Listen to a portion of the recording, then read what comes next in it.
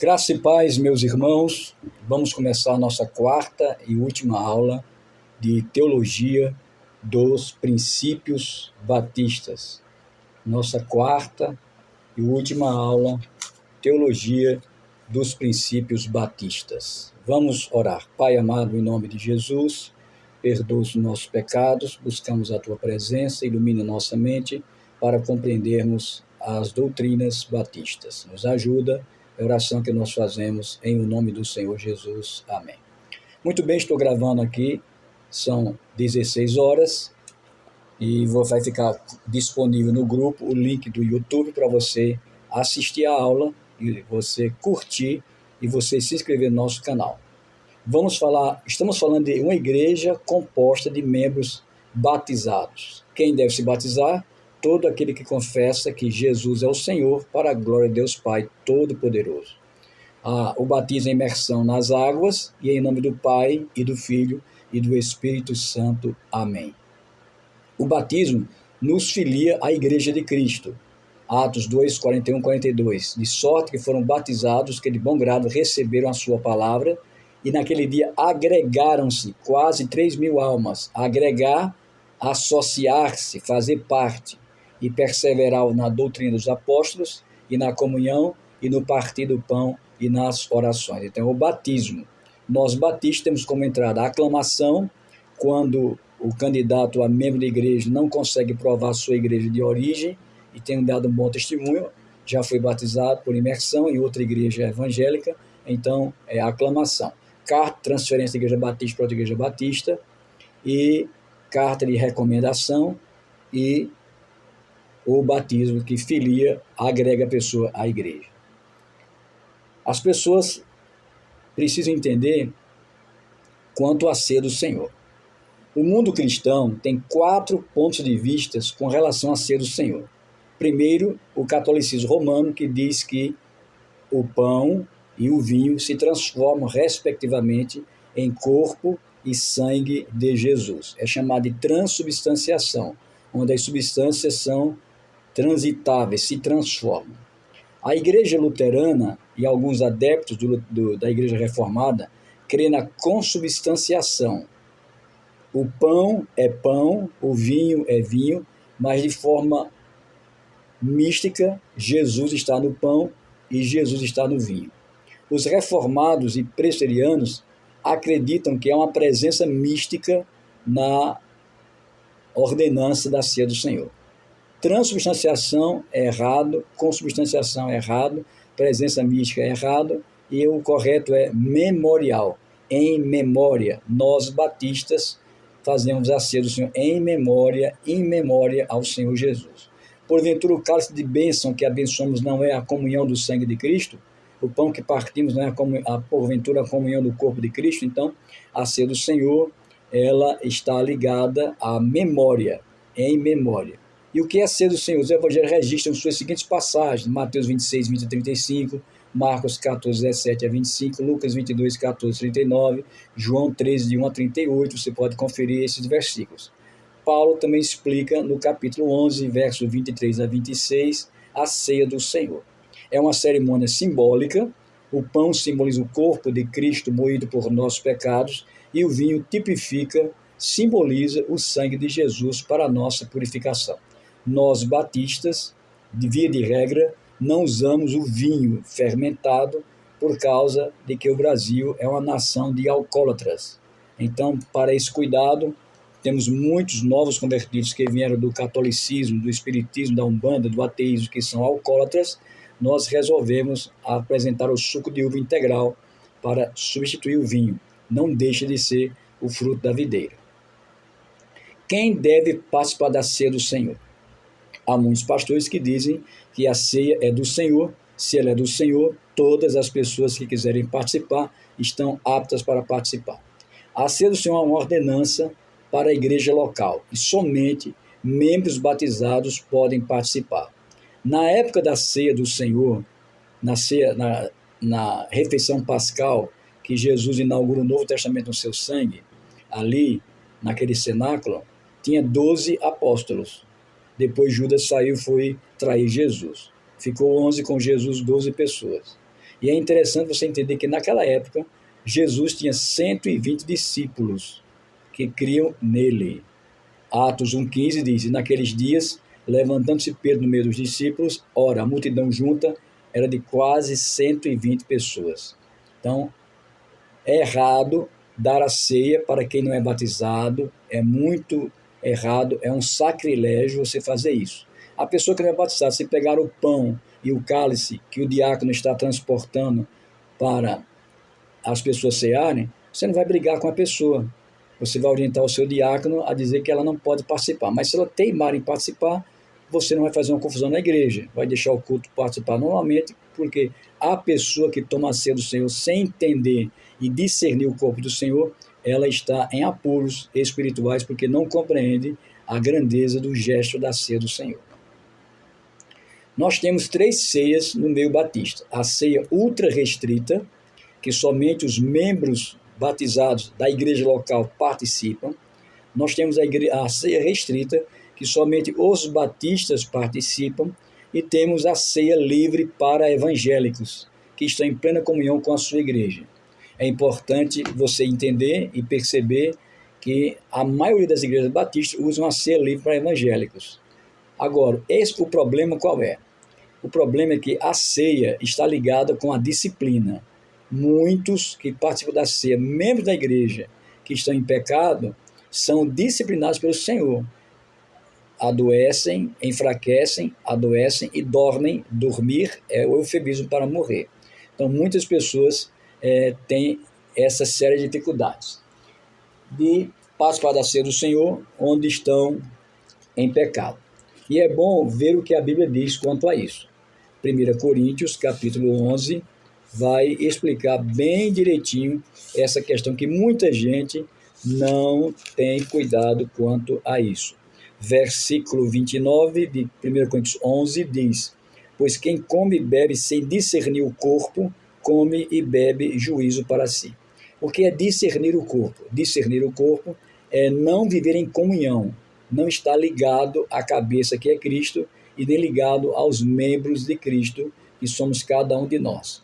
Então, quem faz um sacrilégio, participa da ceia do Senhor em pecado, ele está atraindo juízo divino para si. Versículo 30, eis a razão porque há entre vós muitos fracos e doentes, e não poucos que dormem. 31, porque se nós julgássemos a nós mesmos, não seríamos julgados, mas quando julgados, somos disciplinados pelo Senhor para não sermos condenados com o mundo. Então é importante entender que a ceia do Senhor ela é importante demais. Eu creio que a ceia mais correta é a ultra restrita, porque o pastor sabe no seu rebanho quantas são as pessoas que estão em pecado ou não. A restrita é melhor porque abrange só os batistas.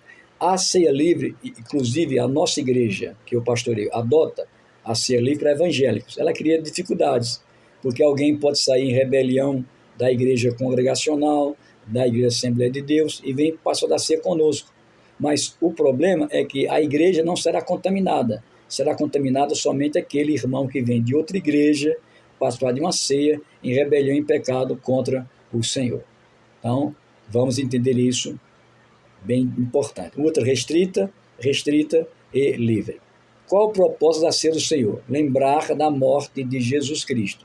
Lembrar que ele vai voltar e buscar a sua igreja lavada e remida pelo sangue de Jesus. Para participarmos da ceia, nós temos que fazer uma introspecção. O que é isso? É um autoexame para ver se estamos aptos e dispostos a obedecer ao Senhor em questões práticas da nossa vida espiritual, da nossa santidade. Em 1 Coríntios 11, 28, vai dizer assim: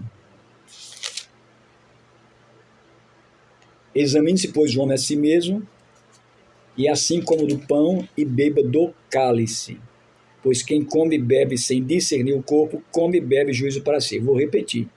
Discernir o corpo é não estar em comunhão com Cristo e nem em comunhão com a igreja. Está na igreja, mas não tem comunhão com o Senhor. Então nós temos que fazer uma introspecção. Ver se há em nós algum caminho mau, para o Senhor nos guiar para o caminho eterno, o caminho do bem. A disciplina na igreja batista. A disciplina consiste na atitude da igreja em relação aos membros que estão em falta com o evangelho de Jesus. A disciplina preserva a doutrina, preserva o evangelho, preserva o testemunho da igreja. Nós temos várias passagens bíblicas, como Mateus 18, de 15 a 20, Gálatas 6, de 1 a 5, 1 Coríntios 5, de 1 a 18. É interessante vermos essas passagens. Vamos ver. Mateus 18. Vamos abrir a Bíblia, Mateus 18. Mateus 18 vai dizer assim para nós. Versículo 15 ao versículo 20. Se teu irmão pecar contra ti, vai arguí-lo entre ti e ele só. Se ele te ouvir, ganhaste teu irmão. Se, porém, não te ouvir, toma ainda contigo uma ou duas pessoas, para que, pelo depoimento de 2 ou 3 testemunhas, toda palavra se estabeleça. E se ele não atender, diz à igreja. E se recusar ouvir a igreja, considera como gentil publicano.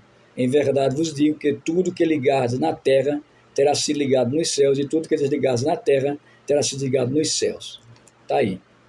A igreja, ela liga o céu. A igreja desliga o céu. O que é isso, meus irmãos?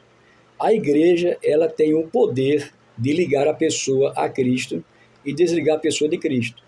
Se ela vive uma vida desregrada, pecando em paz, sossegada e frequentando a igreja, dando mau testemunho, ela tem que ser corrigida pela disciplina corretiva, pela disciplina expositiva, que é o pastor quando prega na igreja, da doutrina, a corretiva, e a disciplina cirúrgica, se for o caso. Aqui, problemas entre irmãos, conflitos entre irmãos, você vai conversar com a parte ofensora, e se resolver, tudo bem. Se não resolver, chama testemunhas. Se resolver, tudo bem. Se não resolver, leva à igreja, a liderança da igreja. Se não resolver, será cirurgiado. A igreja passará por uma cirurgia, ele será desligado do rol de membros. Gálatas capítulo 6, versículo de 1 a 5. Vamos ver o que diz a palavra de Deus aqui. Gálatas capítulo 6, versículo de 1 a 5. É muito importante, meus irmãos, nós aprendemos o que é doutrina. E hoje em dia, poucas igrejas batistas aplicam a doutrina. Diz assim: irmãos, se alguém for surpreendido em alguma falta, vós que sois espirituais, corrigiu com espírito de brandura, guarda-te também para que não seja também tentado. É o princípio, trate bem o ofensor que está na igreja. Levar as cargas uns dos outros e assim cumprireis a lei de Cristo. Porque se alguém julga ser alguma coisa, não sendo nada, a si mesmo se engana, mas prove cada um seu labor, e então terá motivo de gloriar-se unicamente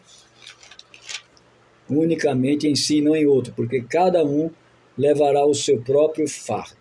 Então está aí você dizendo, o apóstolo Paulo falando em Gálatas, e você afirmando o que tem que ser feito. Coríntios é um caso emblemático que um homem vivia com a mulher de seu pai, não era a mãe dele. O seu pai tinha outra mulher, não se sabe se a mulher separou do pai ou morreu, se o pai é viúvo ou não, não sabemos, só sabemos que ele vivia com a mulher do pai, ele tomou a mulher do pai.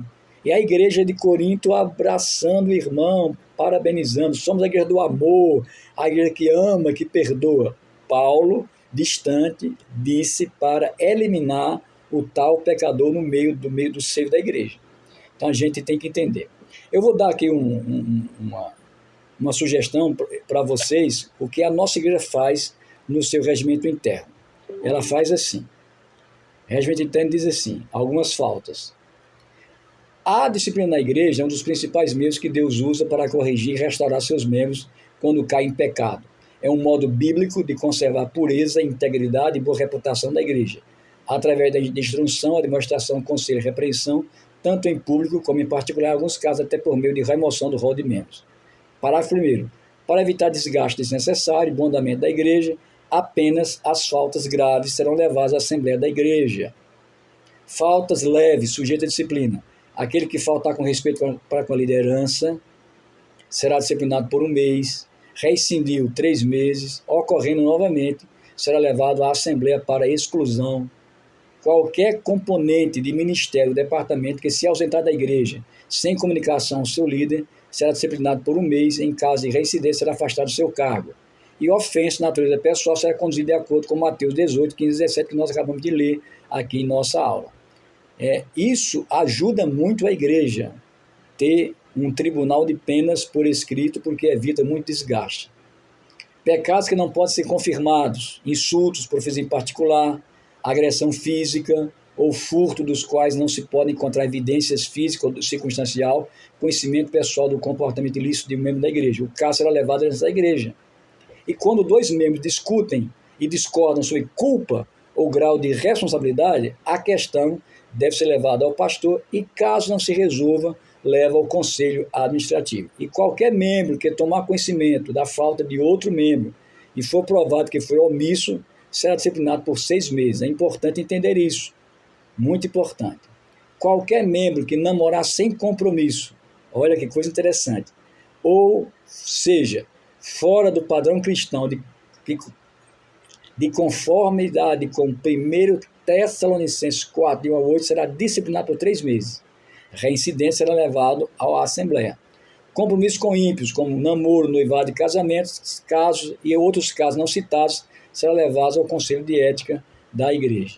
Faltas graves, tá aí: desobediência pública, comportamento pecaminoso que cause dano à unidade e à integridade doutrinária, à pureza ou reputação da igreja como um todo, inclui falso ensino, facções, contendas, fofocas, calúnia contra a igreja ou seus líderes, e imoralidade sexual segundo a Bíblia, embriaguez, cobiça, furto, briga, linguagem obscena, recusa deliberada em sustentar a família, mancebia, mover uma ação legal contra o membro da igreja ou qualquer outro comportamento que a igreja julgar necessário de corrigir. Então, para você perceber que a ceia está ligada à comunhão e à disciplina da igreja. Participar da ceia é um ato de comunhão com o Senhor Jesus e com a sua igreja. E uma compreensão correta do assunto nos levará à bênção de Jesus. 3 João 1, capítulo 1, 3 e 4 diz: porque muito me alegrei quando os irmãos vieram e testificaram da tua verdade, como tu andas na verdade. Não tenho maior gozo do que este, o de ouvir que os meus filhos andam na verdade. A separação da igreja e do Estado é muito importante você perceber isso. O grande problema da cristandade, desde o seu nascedouro como igreja institucional chamada Igreja Católica Apostólica Romana, é o conluio com o Estado, com o Império, com a República. Um dos grandes temas do mundo cristão é aquele que trata da separação da igreja e do Estado. Alguns ensinam que a igreja deve governar o Estado e a família. É errado. Hoje o Brasil vive um estado de exceção. Hoje, em nome da democracia, comete os maiores abusos jurídicos que o Brasil já experimentou. Experimentou na ditadura militar, na ditadura de Vargas, com perseguições, prisões e mortes inexplicáveis. Queridos, Mateus 22, 21, ele vai dizer o que é que acontece conosco com relação a Estado. Mateus 22, 21 diz assim: responderam: de César. Então lhes disse: dai, pois, a César o que é de César e a Deus o que é de Deus. Pague seus impostos, dê o seu dízimo, dê a sua oferta e está tudo legal. A igreja cristã, ela foi interrompida, o seu fluxo histórico, no ano 325, quando Constantino tornou a Igreja Católica Apostólica Romana a religião oficial de Roma. Até o ano 324, as igrejas cristãs eram livres, autônomas, como nós batistas somos. A Antioquia, Alexandria e Roma, e Jerusalém e outras cidades eram grandes igrejas, mas não mandavam nas outras. Em meio à perseguição do Império Romano, Constantino resolveu através de uma visão que viu uma cruz, e com esse sinal vencerás, ele foi e venceu a guerra e voltou e tornou-se cristão. Mas foi tão emblemático que ele só deixou se batizar no leito de morte. Ele não foi um cristão autêntico. Ele criou muito problema. E o maior problema que ele criou na igreja ocidental foi a oficialização da igreja como religião oficial de Roma, tirando o paganismo e colocando a igreja lá. A Igreja Católica, a Luterana, as Reformadas Europeias, a Anglicana e a Igreja Presbiteriana da Escócia, elas são exemplo de igrejas aliadas ao Estado. Por exemplo, só votava na política quem fosse da igreja. Nós, batistas, defendemos a liberdade religiosa, liberdade de pensamento, liberdade de associação, liberdade de entrar na igreja e de sair da igreja. E nós defendemos a igreja separada do Estado. Não recebemos R$1 do Estado, nem poder público municipal, nem poder público estadual, nem poder público federal. Não recebemos nenhum dinheiro. O dinheiro vem dos nossos irmãos. Nós temos 3 instituições divinas que Deus criou. A família foi a primeira, depois o governo humano, está lá em Gênesis capítulo 9, versículo 6, e a igreja em Mateus 16, 18. Estas instituições, família, governo humano e igreja, garantem a estabilidade da sociedade. Por quê? As autoridades foram colocadas por Deus para garantir a ordem, desde que não controlem a igreja. Atos 5:29 diz: importa obedecer a Deus do que aos homens. Entre uma lei que vai me proibir de exercer minha fé, eu vou desobedecer a lei humana e vou ficar com a fé em Deus. Por exemplo, na pandemia da Covid, quando os governos fecharam as igrejas, o governo Supremo Tribunal Federal coagiu estados e municípios e fecharam a igreja. O presidente Bolsonaro não queria fechar, mas foi obrigado pelo STF. Quem governa o país é o STF.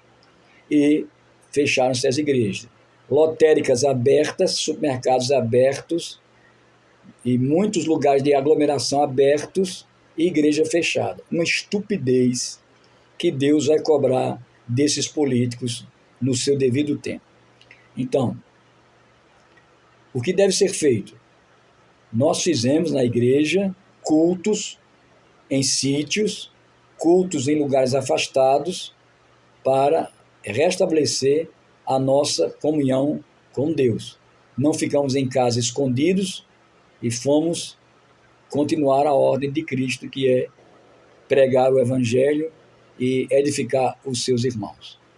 Você pode até discordar, eu respeito sua opinião, mas o que eu quero dizer é o seguinte, que a igreja não deve se submeter ao Estado. Ora, o Estado, o governador da Paraíba, João Azevedo, lançou uma cartilha como o padre ia usar os seus instrumentos de adoração, como a igreja evangélica ia usar o pão, o cálice do suco de uva, a mesa. Rapaz, normatizando o que deveria ser feito e o que não deveria, isso foi um absurdo, o maior atentado à violação da liberdade religiosa, o maior atentado foi feito no Brasil e no mundo na pandemia. A igreja ficou calada. Eu não fiquei calado.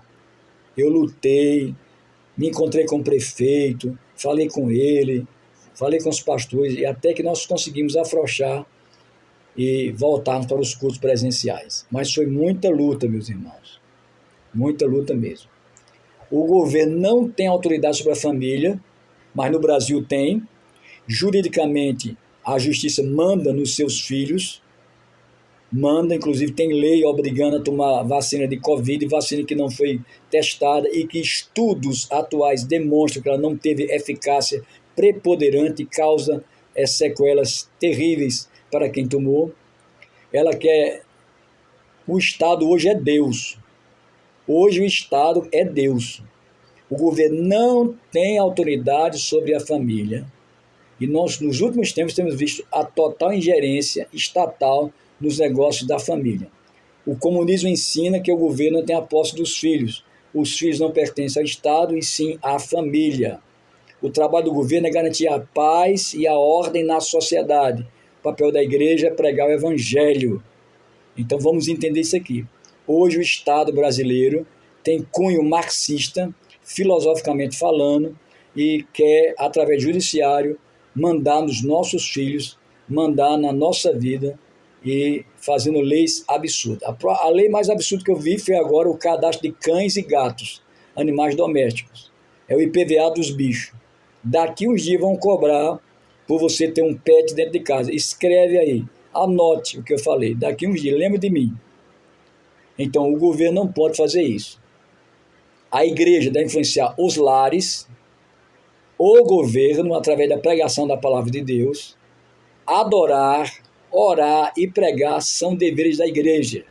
Precisamos de pastores que influenciem a sociedade com a palavra de Deus e denunciar os erros do governo com amor e firmeza e autoridade, como João Batista fazia. A igreja evangélica deve ter liberdade de existência e não deve tolerar a ingerência do Estado na igreja. No Brasil Império, as igrejas não podiam ter cruzes e não podiam ter forma de templo. Os padres eram funcionários públicos, igrejas evangélicas, porque a Inglaterra apoiou Dom João VI, fugindo Napoleão de Portugal para o Brasil, inaugurando o reino Brasil e Algarve, vice-reino Brasil e Algarve. O Brasil foi vice-reino com Dom João VI. E os ingleses negociavam aqui, apoiaram e vigiaram a frota de caravelas de Dom João VI para o Brasil e pediram que queriam cultuar na fé anglicana em solo brasileiro. O governo permitiu, mas o governo disse, olha, coloque casas sem fachada de templo, sem cruz, só o nome para vocês cultuarem. Eu não quero outra religião aqui que não seja a Igreja Católica Apostólica Romana. Os cemitérios eram administrados pelo catolicismo, então o evangélico que morria era enterrado no quintal de casa, ou se morava no sítio, no próprio sítio ou fazenda. Foi com a República que deu-se liberdade religiosa. E os padres eram remunerados pelo governo federal no Brasil Império e até um pouco tempo no Brasil República. Na Espanha, bem poucos anos atrás, não tem 50, 60 anos, as reuniões da igreja deviam ser secretas, não podiam ser livres, para você ver como o Estado atrapalha muito. Mateus 2,21. Disse-lhe eles, de César, então ele lhe disse, dai, pois, a César o que é de César e a Deus o que é de Deus. Nossa herança é pregar o Evangelho. O nosso dever é louvar e adorar a Deus na beleza da sua santidade. E você possa crescer na sua graça e no poder de Jesus, nosso Senhor. Missões e evangelismo são a mola mestra dos batistas. A nossa história é gloriosa. Páginas manchadas de sangue. Baltazar Rubemaia, Ana Batista, que morreu queimado porque pregava o batismo de crentes. John Bunyan, pregador batista, pastor batista, que foi preso por 12 anos porque pregava o evangelho. Jonathan Edwards, um jovem pregador do evangelho. Guilherme Carey e Adoniram Judson, missionários. Roger Willis fundou a Pensilvânia. Charles Spurgeon e Billy Graham, grandes pregadores, grandes homens de Deus que deram continuidade à herança batista. A nossa história é missões. Missões e evangelismo são as torres gêmeas e as irmãs gêmeas da Igreja Batista. E você não pode impedir esse fluxo, não pode desmerecer sua denominação, a Igreja Batista. Ela é muito importante. Coloque-se na brecha, interceda por uma geração de crentes fracos, crentes Nutelas, crentes emocionais. Ore, contribui, participe dos cultos, pregue o evangelho, ajude seu pastor, cresça na graça de nosso Senhor e Salvador Jesus Cristo. Que Deus abençoe vocês em nome de Jesus. Amém, amém e amém. E graças a Deus. Trabalho para entregar na próxima, hoje é terça-feira, para entregar na próxima terça-feira. Vai colocar pelo WhatsApp em PDF. O trabalho é em PDF, digitado em PDF, para você entregar terça-feira em PDF. Terça-feira, de hoje a 8 dias. Três assuntos que vocês vão pesquisar. 3 assuntos. Trabalho individual, quem tem a esposa no seminário faz o trabalho conjunto. Ok? Então vamos lá. Os batistas e o ecumenismo. Vou repetir. Os batistas e o ecumenismo. Vocês vão pesquisar se os batistas apoiam ou não o ecumenismo e vocês vão provar por A mais B. E eu quero que você dê a sua posição, se você é favorável ou não ao ecumenismo. Faça na conclusão, nesse tópico, conclua dizendo assim: eu sou contra o ecumenismo por isso, por isso, por isso. Eu sou favorável por isso, por isso, por isso. Segundo, pesquisa, liberdade religiosa entre os batistas. Liberdade religiosa entre os batistas. E a cooperação entre igrejas batistas. Vou repetir. Os batistas e o ecumenismo, muito bem, e você vai pesquisar e vai dar a sua opinião se é favorável ou não ao ecumenismo. A liberdade religiosa no meio batista e a cooperação entre igrejas batistas. Se elas cooperam, através de quê, como cooperam, façam essa pesquisa valendo a terceira nota, porque nós temos aqui o primeiro trabalho, a competência do indivíduo, salvação pela graça, o segundo trabalho, que é a Igreja Batista, e o terceiro trabalho, que são 3 trabalhos, o terceiro são 3 trabalhos, que vai dar a sua nota final. Os batistas do ecumenismo, a liberdade religiosa e a cooperação entre igrejas batistas. E assim a gente vence a nossa disciplina de teologia dos princípios batistas. Você percebeu que somos uma igreja diferente das outras, de Assembleia de Deus, de congregacional, de presbiterianos, de metodistas, de qualquer outra igreja que você pensar. Nós somos diferentes, porque temos doutrinas distintivas. E nós devemos manter a tradição apostólica da Palavra de Deus. Muito obrigado. Eu peço que você se inscreva em meu canal, curta, assista o vídeo, dê o seu like no vídeo, para que o nosso canal alcance mais pessoas através do Seminário Teológico Batista do Sertão.